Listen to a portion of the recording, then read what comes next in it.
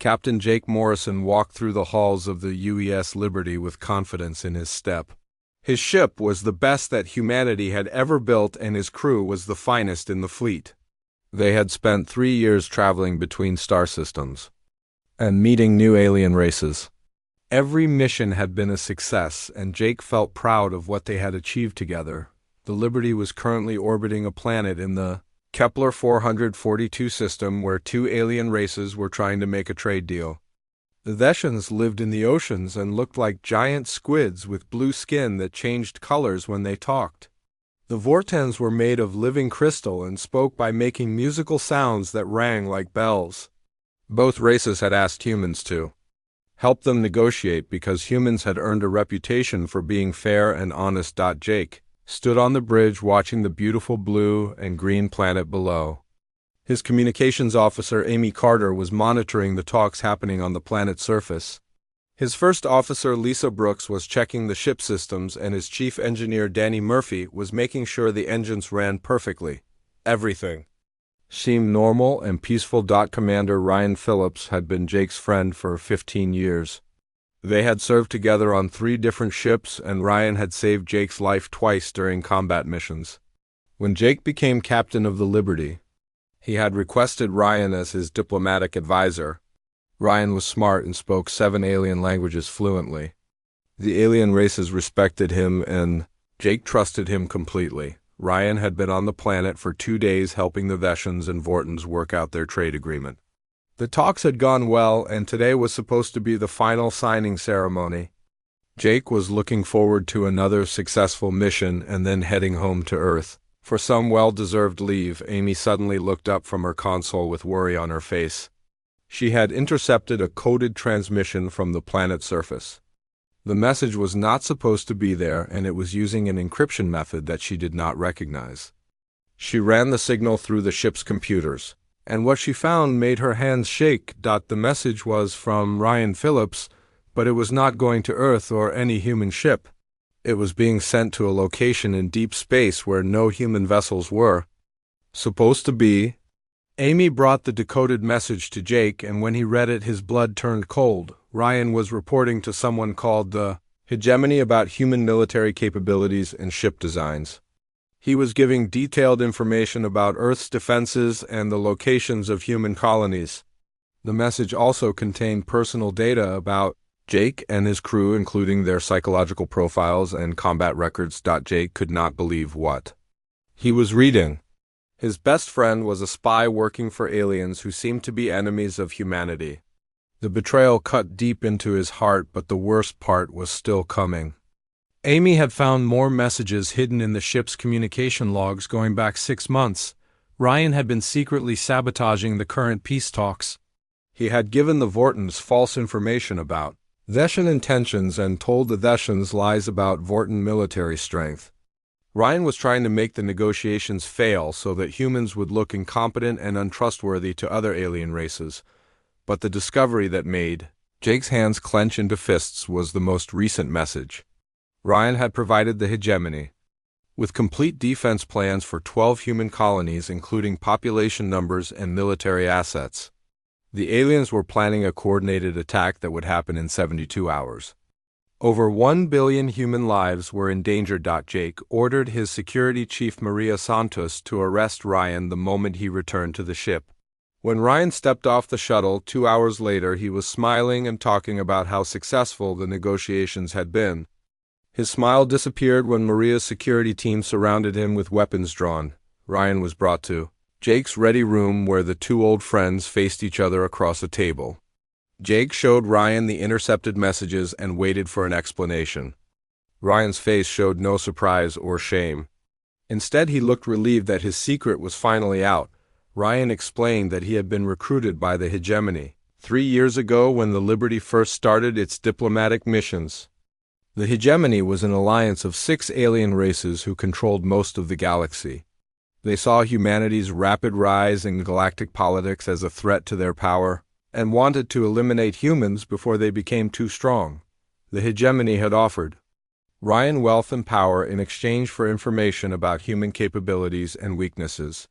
Ryan had accepted because he believed that humanity was too small and weak to survive in a galaxy full of advanced alien civilizations. He thought that serving the hegemony was the only way humans could avoid complete extinction.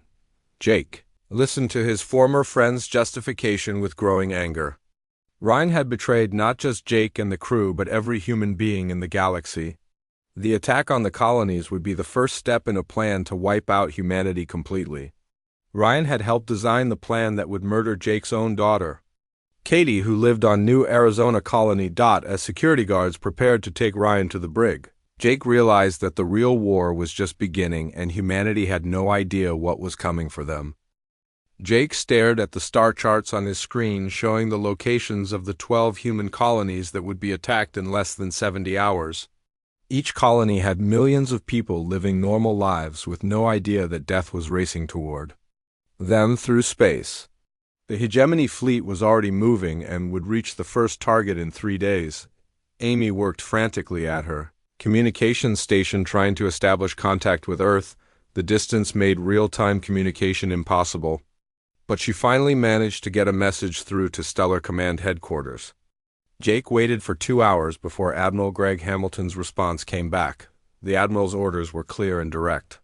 The Liberty was to abandon its current mission immediately and return to Earth for debriefing.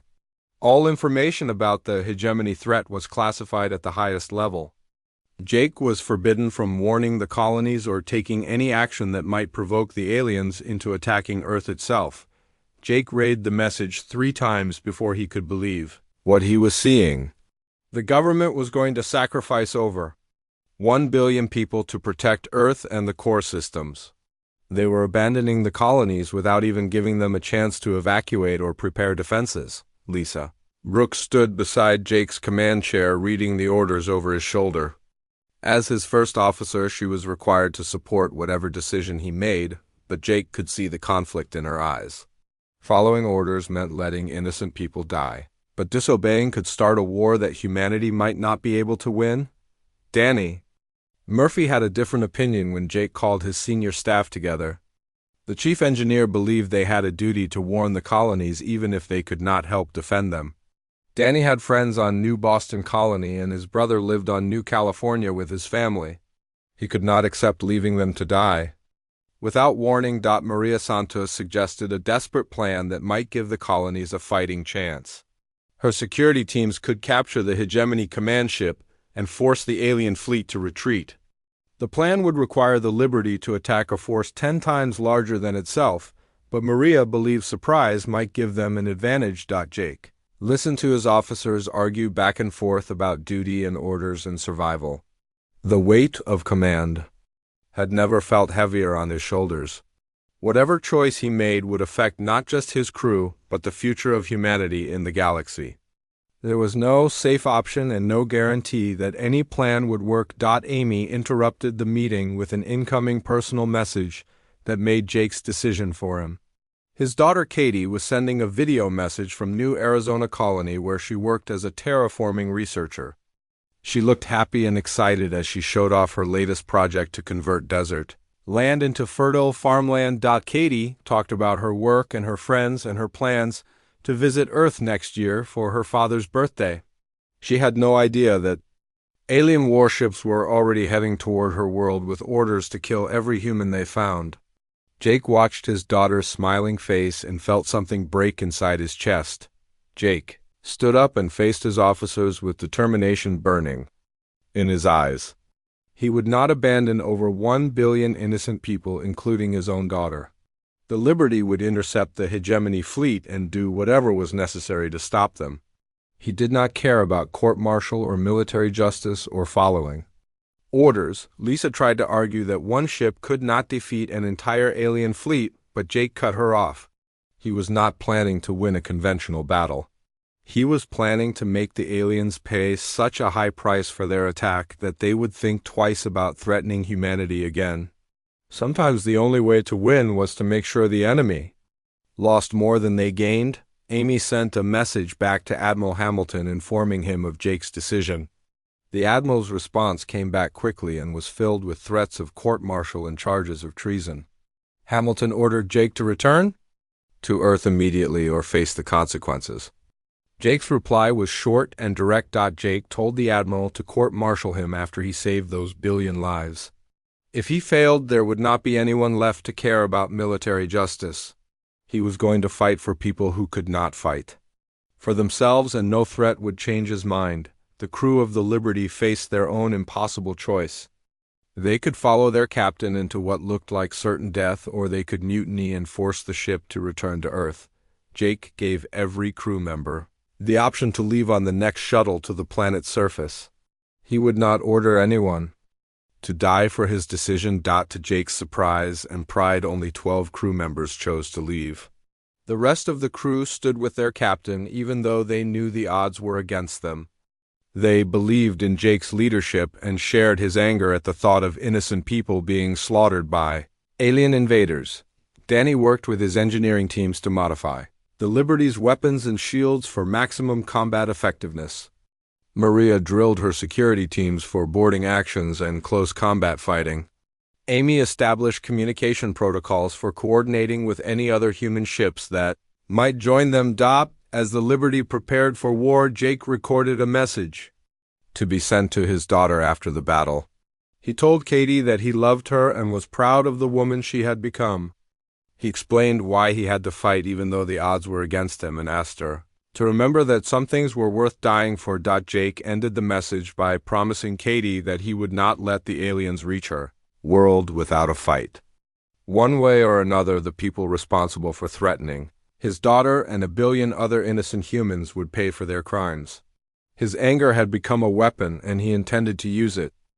Word of Jake's defiance spread through the human fleet faster than official communications could stop it. Amy had sent coded messages to other ship captains before Admiral Hamilton could order a communications blackout. The response surprised everyone, including Jake himself. Captain Nick Rogers of the UES Defiance was the first to respond. Nick had served with Jake during the border wars and respected his judgment more than he feared court-martial. The Defiance changed course immediately to rendezvous with the Liberty near the edge of human space. Captain Helen Clark of the UES Vengeance followed within hours. Helen had lost her brother in an alien raid 5 years earlier and understood Jake's anger better than most. Her ship was smaller than the Liberty, but carried the most advanced missile systems in the fleet. 12 other captains made the same choice over the next day. Some were old friends of Jake who trusted his leadership. Others were young officers who believed that defending innocent civilians was more important than following orders. A few were veterans who had seen too much death and were tired of running from fights. Jake found himself commanding a small fleet of 14 ships, with crews totaling nearly 8,000 people.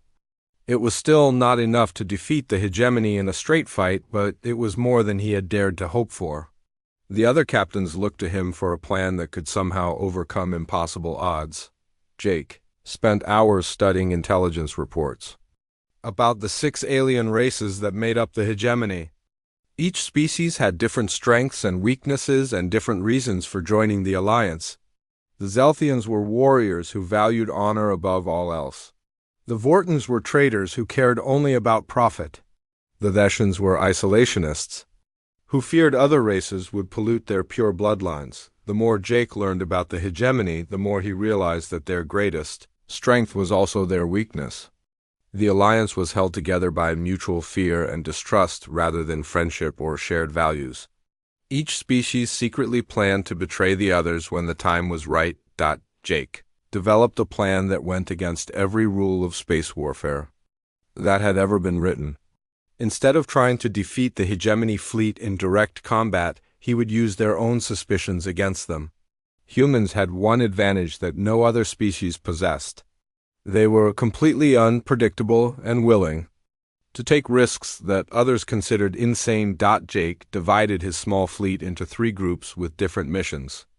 Nick Rogers would take 4 ships and conduct hit-and-run attacks on hegemony supply lines. The goal was not to win battles, but to create confusion and make the aliens waste resources hunting ghosts. Helen Clark would take 5 ships and attempt to evacuate civilians from the colonies before the main attack arrived. Every person they saved would be a victory, even if they could not save everyone. The evacuation ships would also spread word of the coming attack so that some colonies might prepare defenses. Jake would take the Liberty and 4 other ships directly into the heart of the hegemony fleet. This was the most dangerous part of the plan and the one most likely to result in complete destruction. But it was also the only way to strike at the enemy command structure and possibly turn their alliance against itself. The plan required precise timing and a lot of luck, but Jake believed it was their only chance. Conventional tactics would result in the complete destruction of his fleet with no meaningful damage to the enemy. His strategy might seem like madness, but sometimes madness was the only rational response to an impossible situation. Jake addressed his combined fleet over a secure communication channel. He did not promise them victory or glory or even survival. He told them that they were about to attempt something that had never been tried before in the history of space warfare. They were going to use human unpredictability as a weapon against an enemy that thought they understood how humans fought. The captains and crews listened as Jake explained that they might not win, but they would make the hegemony pay such a price that they would never again underestimate humanity. Every ship they destroyed and every alien life they took would send a message that humans would not go quietly into extinction. Jake reminded them that over 1 billion innocent people were counting on them to buy time for evacuation or rescue. Parents and children and elderly people who had done nothing wrong except be born human. The hegemony wanted to murder them all to send a message that resistance was futile. As the human fleet prepared to split up and begin their desperate missions, Jake felt the weight of command settle on his shoulders like a heavy cloak. He was asking thousands of people to follow him into what might be certain death. But he was also giving them a chance to stand for something greater than themselves. Danny reported that all ships were ready for combat with weapons and shields, operating at maximum efficiency. Maria confirmed that security teams were prepared for boarding actions and close-quarters fighting. Amy had established communication protocols that would allow the 3 groups to coordinate their attacks even across vast distances. Jake gave the order to begin the mission and watched as his small fleet scattered in different directions. Nick Rogers and his raiders headed toward the hegemony supply routes while Helen Clark and her evacuation force raced toward the nearest colonies. Jake turned the Liberty toward the coordinates where intelligence suggested the enemy command ship would be located. As the other ships disappeared into hyperspace, Jake was left with his core group of 5 vessels facing an enemy fleet that outnumbered them 20-1. The odds were worse than hopeless, but Jake felt a cold calm settle over him. His anger had transformed into something focused and deadly. The Liberty and her escorts jumped into hyperspace, heading toward a confrontation that would either save humanity or mark the beginning of their extinction. Jake knew that within hours they would face the most powerful alien fleet ever assembled. But he also knew that they carried with them the hopes and prayers of over 1 billion innocent people who deserved a chance to live. The Liberty dropped out of hyperspace at the edge of the hegemony fleet formation, and Jake immediately saw that the intelligence reports had been wrong. Instead of 100 ships, there were nearly 200 alien vessels arranged in perfect battle formation. The sight would have been beautiful if it had not represented the death of everything Jake held dear. Jake ordered his small group of ships to remain hidden behind a large asteroid while they observed the enemy fleet. The hegemony ships were organized by species, with each race maintaining separate formations within the larger group. Jake could see the sleek silver ships of the Zelthians alongside the crystal constructs of the Vortons and the organic curves of the Veshan vessels. Amy monitored enemy communications and discovered that the alien commanders were already arguing about how to divide the conquered human territories. The Zelthians wanted to claim the mining worlds for their war machine, while the Vortons planned to enslave human populations for their crystal farms. The Veshans simply wanted to exterminate all humans to prevent contamination of their pure bloodlines. Jake realized that his earlier analysis had been correct. The hegemony alliance was held together by fear and greed rather than friendship or trust. Each species was secretly planning to betray the others once humanity was defeated. Jake decided to help those betrayals happen sooner rather than later. The first part of Jake's plan required his ships to attack different parts of the hegemony fleet using weapons that would implicate other alien species. Chief Communications Officer Paul Evans had worked for weeks to modify human weapons to mimic the energy signatures of different alien technologies. Jake ordered the attack to begin with the Liberty, targeting a Zelthian command ship using weapons that appeared to be Vorthan crystal cannons. The attack came without warning and destroyed the Zelthian vessel before it could raise shields. The surviving Zelthians immediately accused the Vortans of treachery and began powering up their own weapons. At the same time, the other human ships struck at different targets throughout the fleet. Each attack was designed to look like it came from a different member of the Hegemony Alliance. Within minutes, alien ships were turning their weapons on each other as suspicion and paranoia spread through the fleet.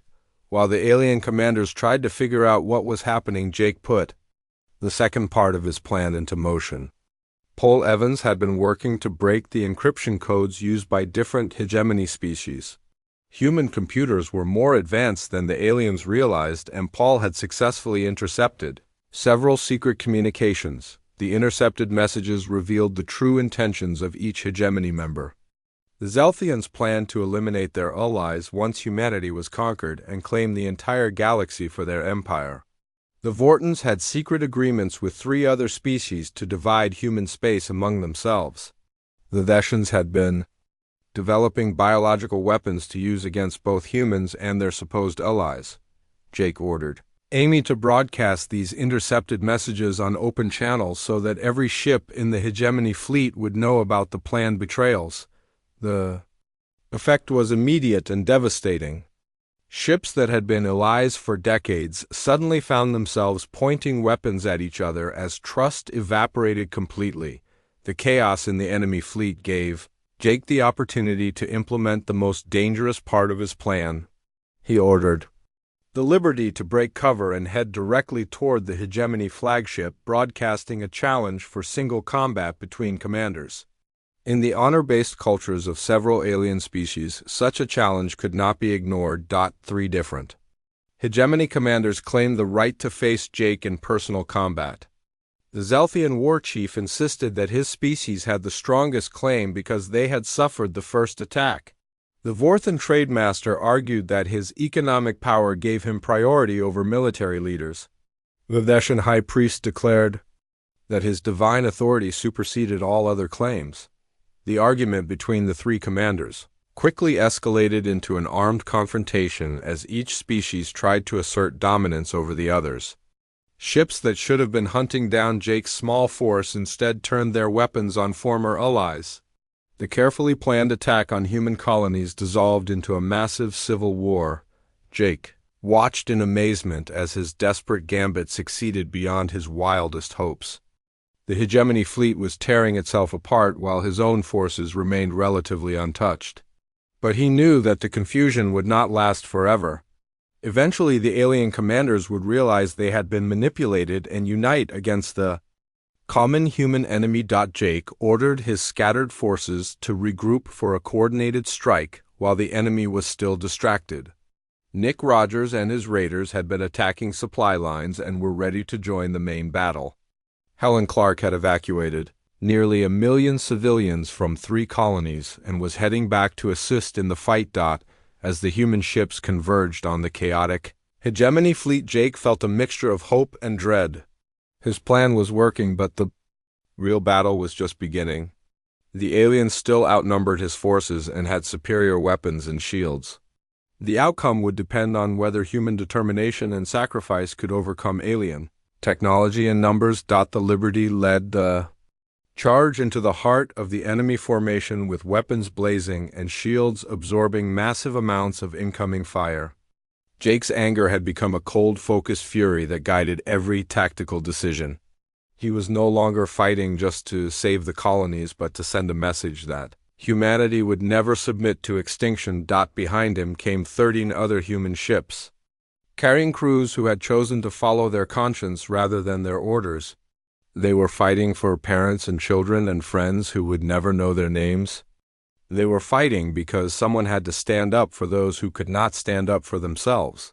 The battle that followed would be remembered as the moment when humanity announced its presence to the galaxy not as conquerors or supplicants, but as the species that would always fight for the innocent and the defenseless.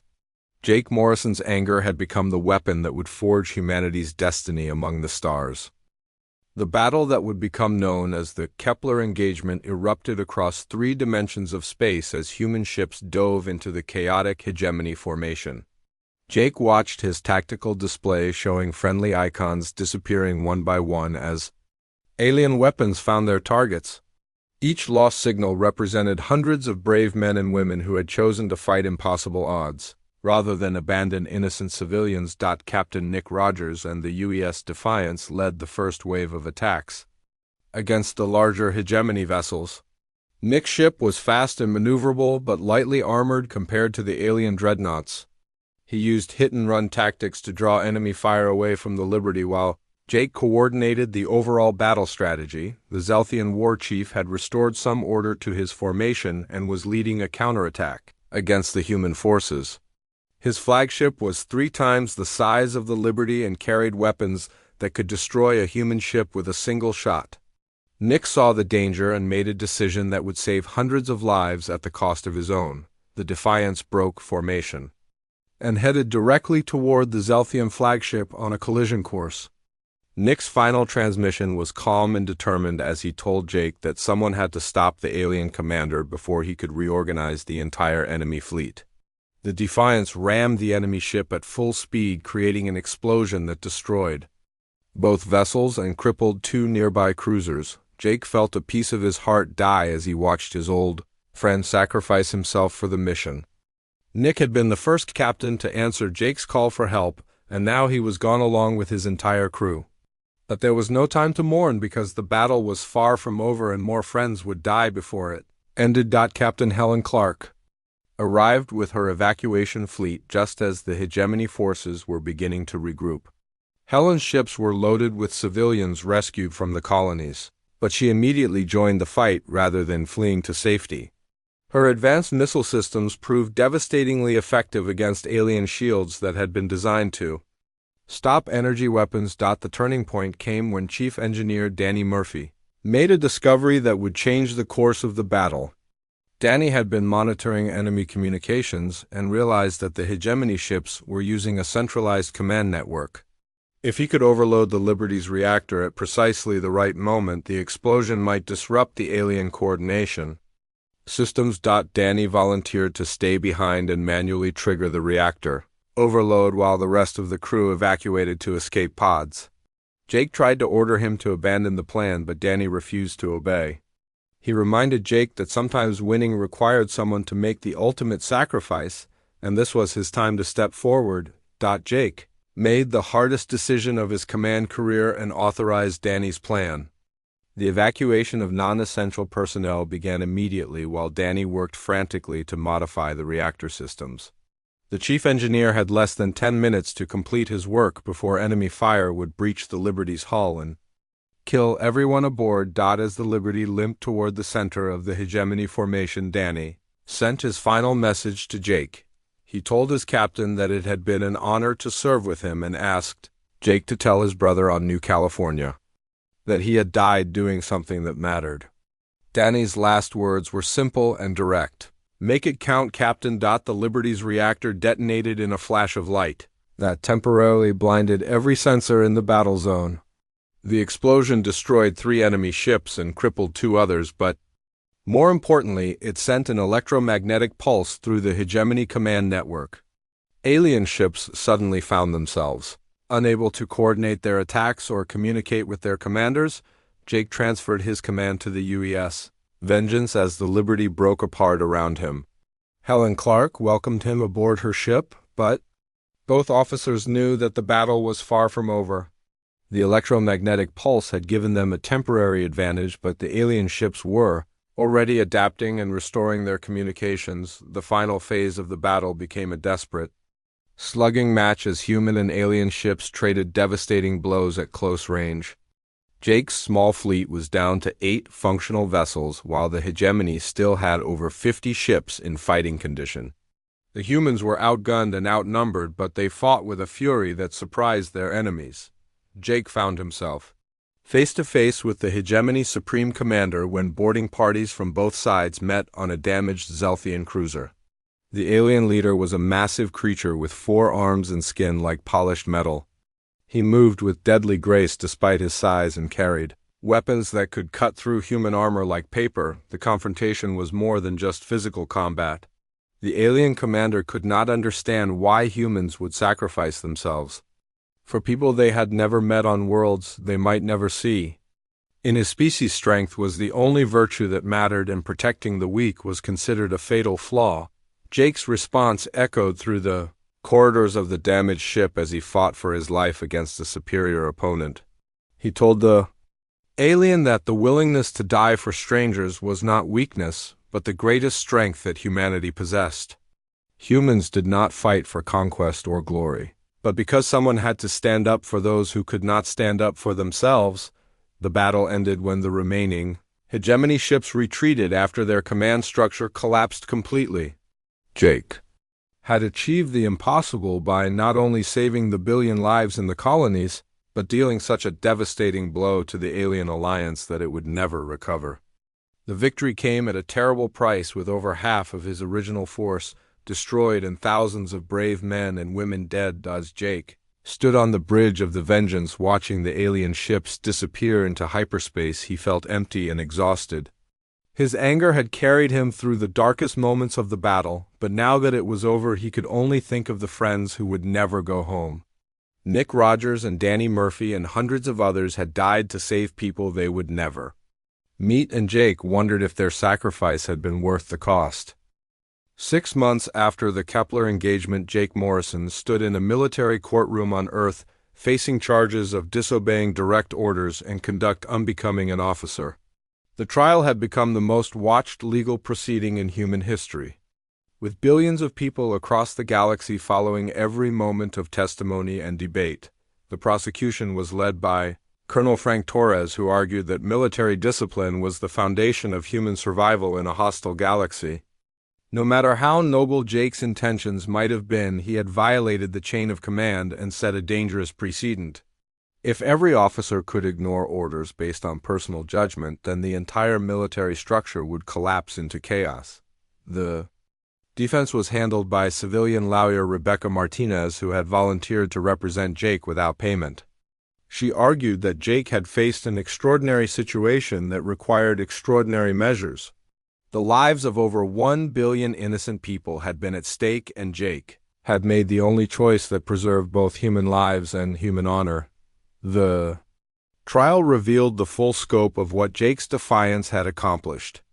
Intelligence officers testified that the Hegemony Alliance had been planning a galaxy-wide campaign of conquest that would have enslaved dozens of species.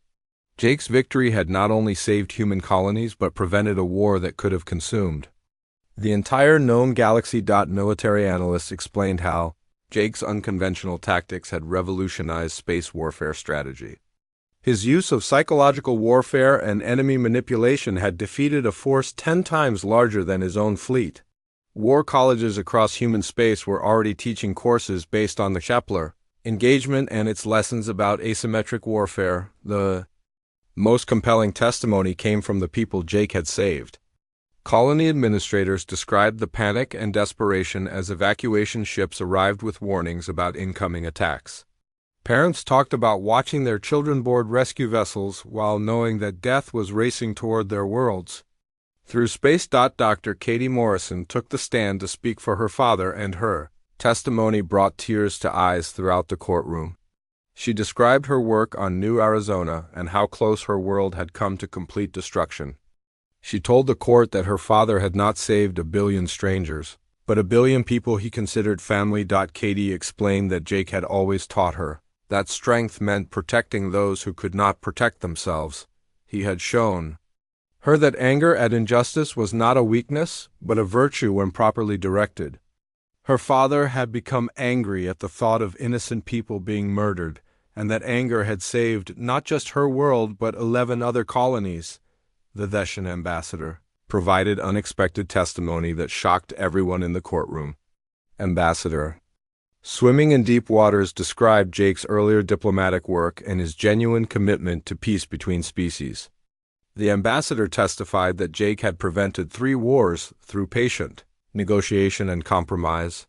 Even more surprising was testimony from captured hegemony prisoners who described the terror and confusion that Jake's tactics had created in their ranks.